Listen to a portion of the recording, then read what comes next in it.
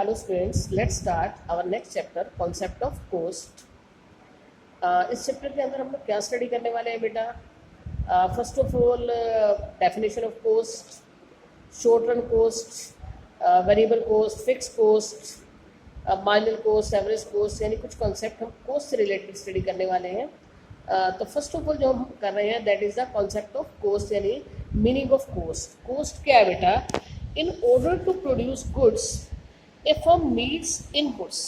आप सबको पता है कि अगर हमें किसी भी चीज़ को प्रोड्यूस करना है तो उसके लिए हमारे को किस चीज़ की रिक्वायरमेंट है? इनपुट्स की रिक्वायरमेंट है.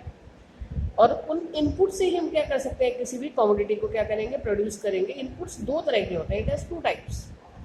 एक रहता है हमारे पास बेटा फैक्टर इनपुट्स और दूसरे रहते हैं नॉन फैक्टर इनपुट्स. अगर मैं फैक्टर इनपुट्स की बात करूँ तो हमारे पास चार रहते हैं: land, labour, capital and the entrepreneurship.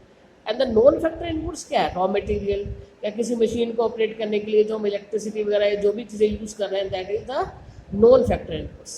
यानी किसी भी कमोडिटी का अगर आपको प्रोडक्शन करना है तो आपको दोनों तरह के इनपुट्स की रिक्वायरमेंट है, factor inputs as well as non factor inputs. दोनों ही तरह के इनपुट्स आपको चाहिए, फैक्टर इनपुट्स भी चाहिए और नॉन फैक्टर इनपुट्स भी चाहिए.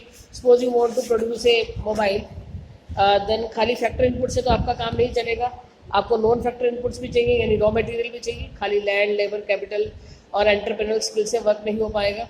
सो there is a need of the non factor inputs also. And expenditure on both factor inputs as well as non factor inputs, तो वो बन जाती है हमारी कोस्ट.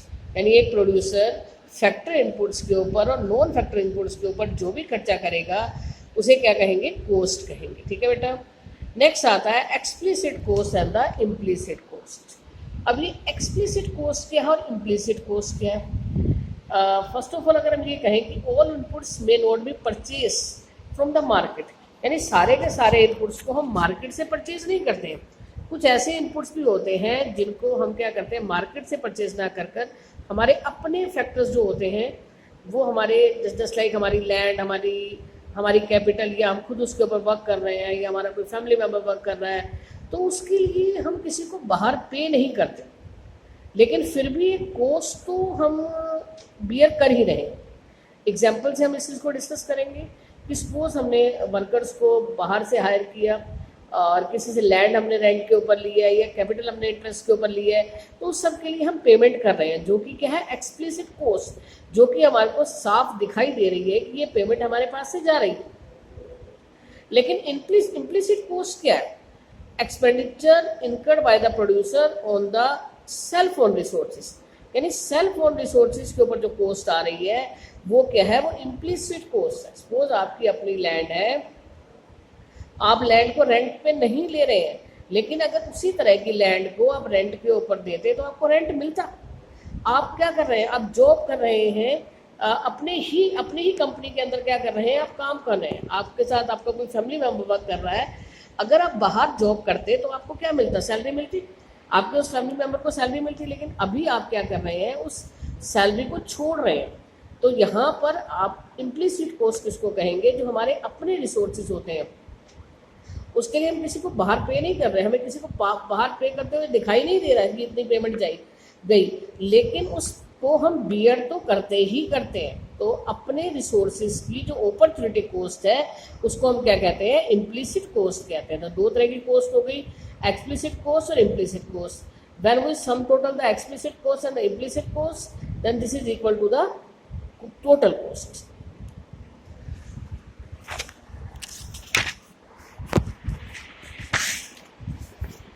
एक्सप्लिसिट कोस्ट और इम्प्लिसिट कोस्ट का जो डिफरेंस है, हम डिफरेंस डिस्कस करने जा रहे हैं.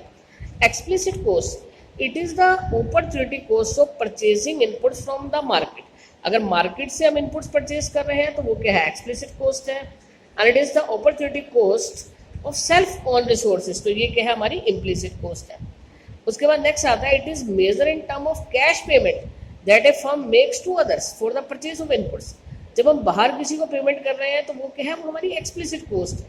Just like wage paid to the workers, या फिर हम कहें कि पेमेंट ऑफ इलेक्ट्रिसिटी बिल, या फिर हम कहें कि आपने किसी से लैंड रेंट के ऊपर लिया तो उसके लिए आपने क्या किया? रेंट पे किया, तो वो एक्सप्लिसिट कॉस्ट है. और इम्प्लिसिट कॉस्ट क्या है? It is measured in terms of self own resources, example estimated rent of entrepreneur's own building, estimated interest on entrepreneur's own capital।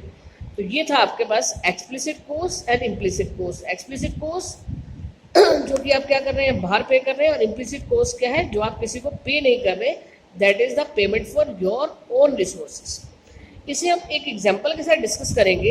एक example just numerical, leaving A job of 40,000 per month and evicting tenant who was paying rupees 50,000 per month for the factory premises.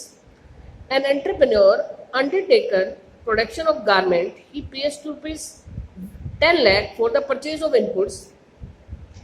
Find cost of production in terms of explicit cost and implicit cost। यानी एक person जो कि job कर रहा था और 40,000 rupees salary gain कर रहा था, उसने अपनी जॉब छोड़ दी। उसके साथ साथ उसने अपनी लैंड को, अपनी फैक्ट्री की बिल्डिंग को रेंट पर दिया हुआ था, उसको भी उसने खाली करवा लिया।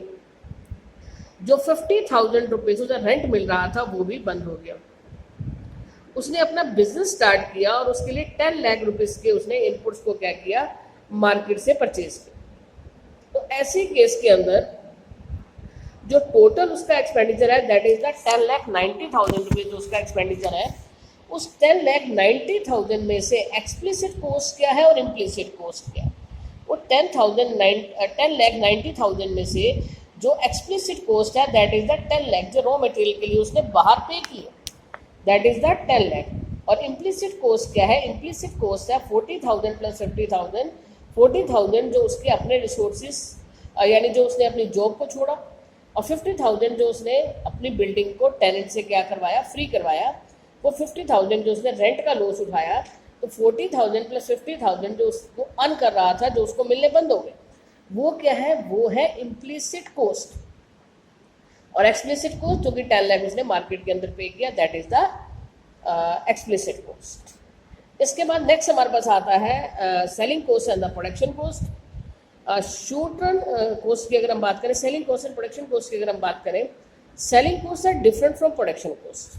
Selling cost refer to the expenditure incurred by the producer to promote a sale। Selling cost क्या है, यानी सेल को प्रमोट करने के लिए जो खर्चा होगा वो हमारी क्या है, सेलिंग कॉस्ट।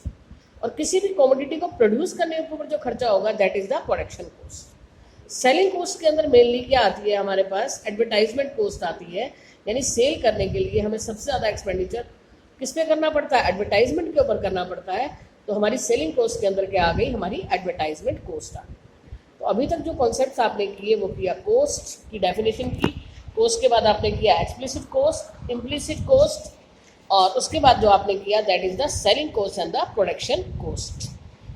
टॉपिक को हम कल कंटिन्यू करेंगे। अभी जो आज का टॉपिक हम यहीं पे ख़त्म करते हैं।